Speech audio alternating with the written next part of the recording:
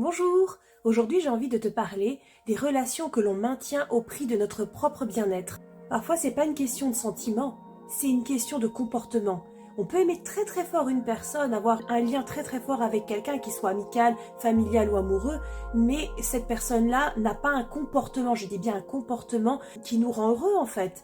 C'est pas forcément la personne qui est toxique en elle-même, ça peut être son comportement. Par ailleurs, on peut tous être amenés à avoir un comportement toxique à un moment ou à un autre de notre vie.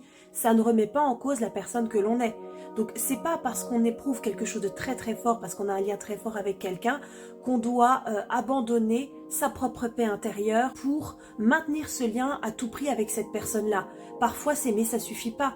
Parfois il faut accepter de laisser partir des gens parce que ces personnes-là, à l'instant T, à ce moment-là précis, elles sont pas en capacité de nous donner ce dont on a besoin. Elles sont pas en capacité de se comporter de manière saine et de manière authentique avec toi. Et si tu es une personne empathe, tu peux te rendre compte de ce qui se passe en coulisses, des luttes internes que peut ressentir la personne, de la difficulté, des peurs qu'elle peut éprouver, et ça explique son comportement.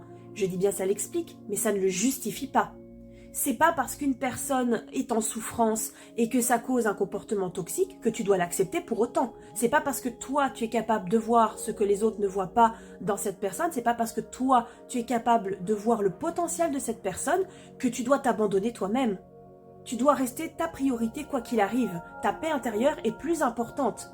Donc tu dois pas te sentir coupable de dire non. Tu as le droit de refuser d'aider quelqu'un si tu sens que cette personne-là n'est pas bonne pour toi. Ne te fais pas du bien à ce moment-là. Ça ne veut pas dire que c'est pas une bonne personne, ça veut juste dire que là, à ce moment-là, cette personne-là, sur son chemin, elle n'est pas en capacité de se comporter de manière correcte vis-à-vis de toi, de manière à ce que tu te sentes en sécurité, à ce que tu te sentes épanoui, à ce que tu te sentes bien avec elle. Ce n'est pas ta faute, c'est la faute du comportement de cette personne-là.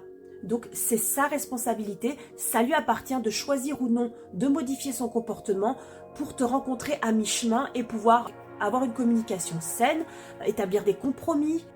Parfois, renoncer à aider une personne envers et contre tout, c'est l'aider à choisir de faire ce pas-là par elle-même. C'est l'aider à entamer cette route, ce cheminement vers son propre bien-être, vers sa propre découverte et vers la résolution de ses conflits internes.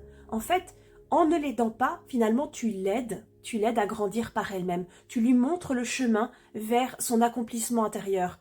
Si mon contenu te plaît, n'hésite surtout pas à t'abonner, à liker, à commenter ou à partager. Ça pourrait aider d'autres personnes qui ont besoin d'entendre ces mots-là. Je te souhaite une très bonne journée. Merci pour ton écoute.